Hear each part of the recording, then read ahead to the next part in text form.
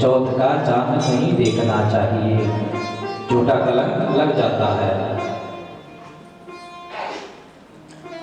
भगवान तुरंत उस वन की ओर चले, जाकर देखा जहां पर उसका भाई मारा गया था, थोड़ी दूर पर देखा सिंह के पैरों के निशान, और थोड़ी दूर चले तो देखा सिंह भी मरा हुआ है, और वहां से भालू के पैर के निशान शुरू हुए।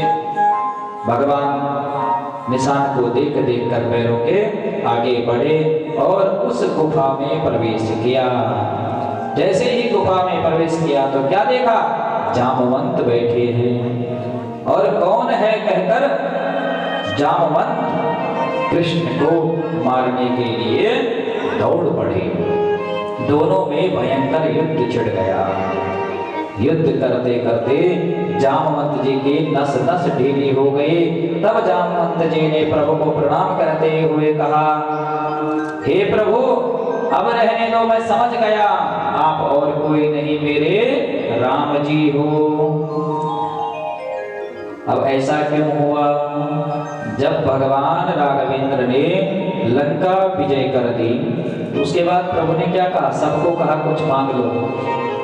किसी ने भक्ति मांगी, किसी ने शक्ति मांगी, लेकिन जामवंत जी एक किनारे पर चुपचाप बैठे हुए हैं। जामवंत जी ने कहा, भगवान ने कहा जामवंत जी को, महाराज आप चुपचाप बैठे हो, क्या बात है, कुछ मांगो। जामवंत जी कहते हैं, महाराज मांगना तो कुछ नहीं, आपकी दया से सब कुछ ठीक है। तो बोला आप चुपचाप क्यों बैठे हैं? महाराज मैं ये सोच रहा हूं कि रावण की इतनी बड़ी सेना, लेकिन मेरी टक्कर का उसमें कोई बलवान नहीं था, और रावण के बारे में सुना कि वो महाबली था और उसको मेरे प्रभु ने खेलते खेलते मार दिया। अब मैं ये सोच रहा हूं कि उन प्रभु में कितनी शक्ति होगी। प्रभु अगर आप देना ही चाहते हो तो जरा दो दो हाथ हो जाए, क्योंकि मैं भी जानना चाहता हूं कि मेरे राम जी में कितना बल है। भगवान ने कहा कि ऐसा अभी नहीं हो सकता, क्योंकि ये मर्यादा के अनुकूल नहीं है, पर तुम्हारी यह अभिलाषा मैं जरूर पूर्ण करूंगा। और आज मेरे गोविंद ने जामवंत जी की वो अभिलाषा पूर्ण कर दी। जामवंत जी ने मेरे गोविंद में राम रूप का दर्शन किया, प्रार्थना की महाराज वो राम रूप की दिव्य छवि मुझे दिखा दीजिए, और भगवान उसी राम रूप में लक्ष्मण सीता सहित जामवंत जी को दर्शन दिए। अब जामवंत जी कहते हैं, हे प्रभु मेरा मनोरथ तो पूर्ण हो गया, अब ऐसा करो, मेरी पुत्री है कौन, जाम्बवती, आप कृपा करके इसको स्वीकार करिए, ये मणि भी ले जाइए और मुझे अब भजन करने दो, मुझे अब कुछ नहीं चाहिए। और भगवान ने जाम्बवती जी को स्वीकार किया। वापिस आकर मणि सत्राजित को दी। सत्राजित को बड़ा पश्चाताप हुआ कि मैंने झूठा कलंक लगाया। सत्राजित सोचने लगा, मैंने अपने द्वारिकानाथ को कलंकित किया, ये मैंने बहुत बड़ा अपराध कर दिया, और अपनी बेटी सत्यभामा को प्रभु को देने की इच्छा व्यक्त की। इस प्रकार प्रभु का हो गया तीसरा विवाह। किससे? सत्यभामा जी से। एक दिन भगवान अर्जुन के साथ में घूमने चले गए। यमुना जी के किनारे देखा एक परम सुंदरी स्त्री तपस्या कर रही थी। अर्जुन ने जाकर पूछ लिया, हे देवी तुम कौन हो और इस एकांत में तुम क्या कर रही हो? उस देवी ने कहा कि मैं सूर्य की पुत्री यमराज की बहन हूं और मेरा नाम है कालिंदी। श्री कृष्ण को पति रूप में पाने के लिए विष्णु वरेण्यं वरदं तपः परमं स्थितः, यहाँ मैं तप कर रही हूँ। अर्जुन ने कहा, देवी तप करने की आवश्यकता नहीं, कृष्ण मेरे साथी आए हैं, चलो। और अर्जुन ने यमुना जी का हाथ कृष्ण के हाथ में सौंप कर मंत्र पढ़ लिया, भगवान का चौथा विवाह हो गया। कालिंदी के साथ बोले कालिंदी मैया की जय। विंद और अरविंद नाम के राजा दोनों भाई हैं। इनकी परम लाडली बहन है मित्रवृंदा। पांचवा विवाह भगवान का हुआ मित्रवृंदा से। नग्नजित नाम के एक राजा है। इनके यहाँ 7 बैल हैं जो बहुत बलशाली हैं। राजा ने शर्त रखी है जो एक ही बार में 7 बैलों को नकेल डाल सके उससे मैं अपनी कन्या का विवाह करूंगा।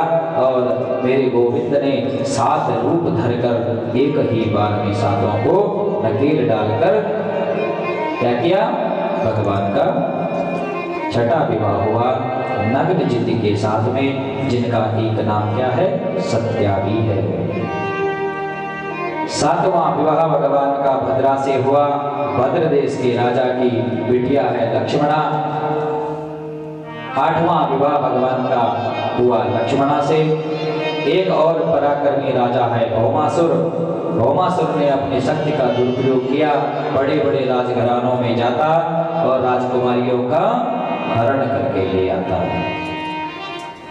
और उसने अपने मन में संकल्प किया कि जब ये 20,000 राजकुमारियां एकत्रित हो जाएंगी तो एक साथ मैं सबसे विवाह करूंगा।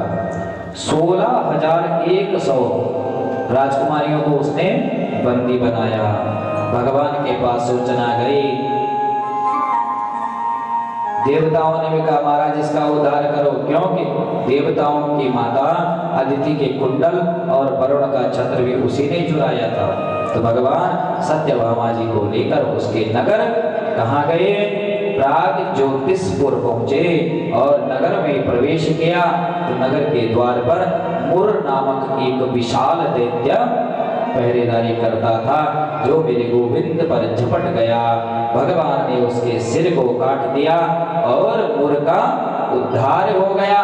तब से भगवान का एक और नाम पड़ गया मुरारी। बोले मुरारी भगवान की। मुर का वध करने के बाद भौमासुर के साथ भयंकर संग्राम हुआ।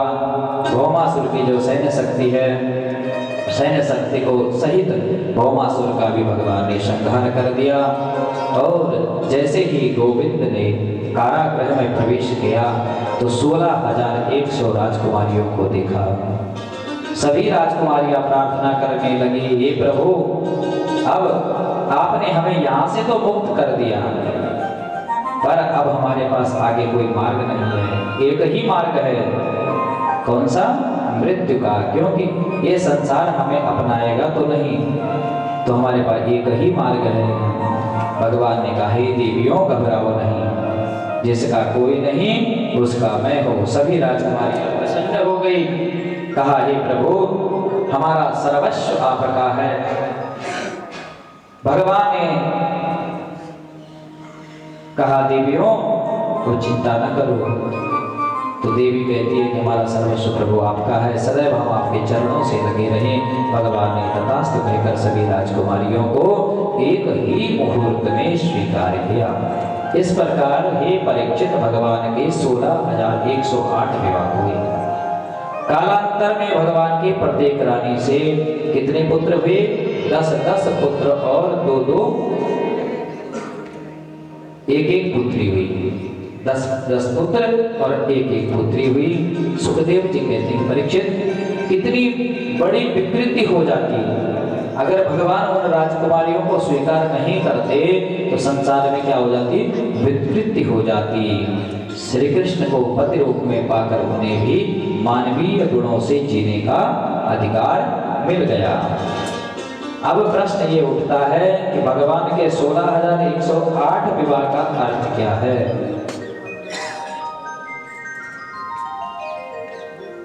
वेद में 3 कांड हैं। ज्ञान कांड जिसके हैं 4,000 मंत्र, कर्म कांड जिसमें है 80,000 मंत्र और उपासना कांड जिसके हैं 16,000 मंत्र। मैंने पहले भी कहा था कि परमात्मा के समीप जाने को उपासना कहा जाता है। 16,000 वेद के जो उपासना कांड के मंत्र हैं वही श्री कृष्ण की क्या है, 16,000 पत्नी हैं। 100 प्रकार के क्या है उपनिषद है, वेदांत जिनमें कृष्ण भक्ति का प्रतिपादन किया जाता है, वह 100 प्रकार के उपनिषद ही श्री कृष्ण की 100 पत्नी है। और 8 प्रकार की जो प्रकृति है, कौन? भूमि जल अग्नि वायु आकाश मन बुद्धि और अहंकार, ये कौन है? भगवान की 8 पटरानियां हैं। इस प्रकार 16,108 का भाव पूर्ण होता है। भगवान के बड़े पुत्र हैं प्रद्युम्न के 2 विवाह हुए, भगवान के पौत्र हैं अनिरुद्ध, और इनके भी 2 विवाह हुए। एक हुआ रुक्मी की पोती से और दूसरा बाणासुर की पुत्री उषा के संग। अब बाणासुर की पुत्री थी उषा, उसने क्या देखा? स्वप्न में अनिरुद्ध को देखा। परिणाम स्वरूप क्या हुआ? उसकी एक सहेली है, कौन? चित्रलेखा, जो कौन है? योगिनी है, बड़ी योगिनी है। उससे कहा और रात्रि में द्वारिका जाकर सोते हुए श्री कृष्ण के पौत्र को कहां ले आए? अनिरुद्ध को चुरा कर ले आए। भगवान को नारद जी के द्वारा पता लगा तो भगवान पहुंच गए बाणासुर के पास, हमारे पौत्र को लौटा दो। बाणासुर लड़ने को तैयार, शिव भक्त था, भगवान शिव की कृपा थी। दोनों में युद्ध हुआ। परिणाम ये हुआ कि भक्त को बचाने के लिए भगवान शिव को भी युद्ध में उतरना पड़ा, और भगवान श्री कृष्ण और भगवान शंकर जी में युद्ध छिड़ गया। अंत में सभी ने प्रार्थना की और बाणासुर की पुत्री का विवाह अनिरुद्ध से हुआ।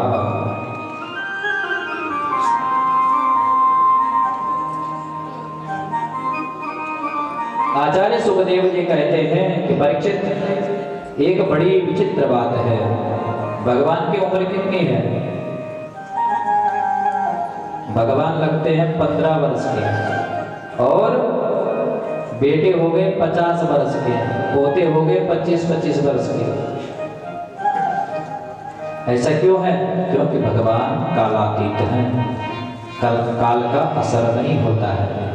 भगवान श्री राम ने 13,000 वर्षों तक इस भूमि पर क्या किया था? वास किया था। कितने? 13,000 वर्षों तक। और 13,000 वर्षों तक रहने पर भी कितने लगते थे? 15 वर्ष के ही लगते थे, क्योंकि भगवान कालातीत हैं। और इसी बात का ये फायदा उठाया पौंड्रक नाम के एक राजा ने। पौंड्रक राजा ने काशी नरेश से पूछा कि ये सारी दुनिया कृष्ण की पूजा क्यों करती है, क्या बात है? तो उसने कहा, महाराज मुझे ज्यादा तो नहीं पता, लेकिन इतना पता है कि उसके कभी कभी 4 हाथ हो जाते हैं, एक उसके पास चक्र है और एक सुंदर रथ भी है, मोर मुकुट पहनता है, सांवला रंग है। तो पौंड्रक ने भी क्या किया? लकड़ी के हाथ बनवाए 2 पीछे से, और पीतल का एक चक्र बनवा दिया जो बटन से चलने लगा। ऐसी व्यवस्था कर दी, और मृग कस्तूरी को घिस कर अपने शरीर पे लगाया, जिससे वो भी जो है सांवला दिखने लगे। और अपने राज्य में उसने घोषणा कर दी कि मेरी पूजा करो, जो नहीं करेगा उसको दंड दिया जाएगा। चारों ओर अशांति फैला दी। ये बात मेरे गोविंद को पता चली, और उद्धव जी को साथ लेकर प्रभु गई और उसका उद्धार कर दिया। पूरी वाक्य विहारी लाल की। आचार्य सुखदेव जी कहते हैं, नारद जी प्रभु की लीलाओं का दर्शन करने आए, तो यहाँ 16,108 भवन और भगवान की लीला का किंचित वर्णन है, जो सामाजिक रूप से क्या है? शिक्षाप्रद है।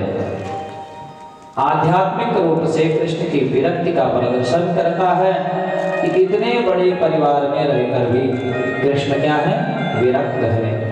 रानियों के मध्य रहकर भी ब्रह्मचारी हैं, और कृष्ण चरित्र इतना टेढ़ा है कि विधाता की भी बुद्धि चकरा जाती है।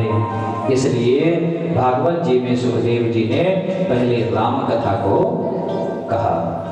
राम जी का कृष्ण जन्म से पहले किसका जन्म दिखाया? राम जी का।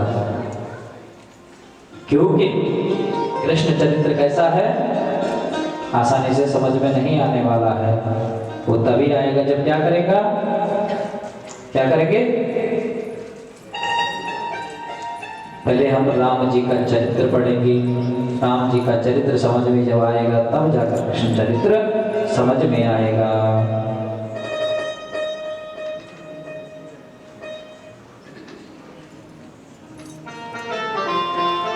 प्रभु ने एक दिन पूछा नारद जी से, जब नारद जी वहां भवन में पहुंचे तो पूछा, महाराज आपका यहाँ पर कैसे आना हुआ? नारद जी ने कहा, गोपाल, आजकल पांडवों ने एक सुंदर राजधानी बनाई है। कहाँ? इंद्रप्रस्थ, जिसको आजकल दिल्ली बोलते हैं, और वहां पर राजसूय यज्ञ करना चाहते हैं। अब आप वहां पधारे। भगवान ने कहा, पांडवों से कहना मैं जरूर आऊंगा। नारद जी ने विदा ली, तभी वहां पर एक दूत आया। प्रणाम करके बोला, प्रभु मैं गया से आया हूँ। भगवान बोले, बताओ क्या बात है? तो दूत ने कहा, भगवान मगध के जो राजा हैं, कौन? जरासंध, उसने 20,000 राजाओं को बंदी बना रखा है। काहे के लिए? बोला नर बलि देने के लिए। और उन राजाओं ने मुझे आपके पास भेजा है, आप उनकी रक्षा करें। भगवान ने कहा, ठीक है, मैं कोशिश करूंगा, बचाओ। अब भगवान सोचने लगे क्या किया जाए। ऐसा कुछ करो कि जरासंध का उद्धार हो जाए। तो भगवान पहुंच गए यज्ञ में। यज्ञ में गए, पांडवों से पूछा, भाई तुम राजसूय यज्ञ तो करवा रहे हो, तो क्या सारे राजा तुम्हारे पक्ष में हैं? पांडवों ने कहा, और तो सभी हैं, लेकिन एक राजा है मगध का, वो नहीं है। और हाँ, उसके पास इतनी विशाल सेना है कि उससे कोई लड़ भी नहीं सकता आसानी से। तो भगवान कहते हैं, बड़ी नीति की बात प्रभु ने यहाँ पर की कि जिस व्यक्ति के द्वारा हजारों निरपराधियों को कष्ट दिया जाता हो, ऐसे व्यक्ति को धोखे से मारने में कोई पाप नहीं लगता। इसलिए प्रभु ने क्या किया, अर्जुन और भीमसेन को चुना और स्वयं भी साथ में चले गए। तीनों ने ब्राह्मण का रूप धारण किया, पहुंच गए। जरासंध ने बड़ा स्वागत किया तीनों का, क्योंकि भगवान ने जब 17 बार इसे हराया था युद्ध में, 18वीं बार ब्राह्मणों की कृपा से भगवान को रण छोड़ना पड़ा था। इसलिए जरासंध ब्राह्मणों का क्या करता है, आदर करता है और उन्हें मोह मांगा वो दान दे। जरासंध ने कहा, हे ब्राह्मणों, तुम जरासंध के यहाँ आए हो, मांगो, क्या चाहते हो? तो भगवान ने कहा, अगर हम कुछ मांगेंगे, आपने दिया नहीं। बोलो मैं वचन देता हूं। जरासंध ने वचन दे दिए। अब प्रभु कहते, ठीक है महाराज, अगर आप देना ही चाहते हो, वचन भी आपने दे दिया, ऐसा काम करो कि हमें और कुछ नहीं चाहिए। युद्धम नो देहि राजेंद्र द्वंद्वसो यदि मन्यसे युद्धारथिनो वयं प्राप्ता राजन्यां नानकांक्षिणः। हम तीनों में से किसी एक के साथ युद्ध करो। जरासंध ने कहा, ब्राह्मण को तो कर दिया, अपना परिचय दीजिए। अब भगवान ने परिचय दिया। जरासंध घबरा गया, ये अभी तक जिंदा है, ये अभी तक जीवित है। जरासंध सोच रहा है, अगर इससे लड़ूंगा, वचन तो मैं दे दिया हूं, अगर नहीं लड़ता हूं तो मेरी बदनामी होती है, और अगर मैं इससे लड़ूंगा तो ये पक्का मुझे हरा देगा या मार देगा। जरासंध ने जो है कहा, देखो अब मैंने वचन तो दिया है, इसलिए देख तुझसे तो मैं लड़ूंगा नहीं, क्योंकि तू युद्ध क्षेत्र से भागा हुआ है एक बार का, तो जो एक बार हरा रखा है ऐसे डरपोक से तुम्हें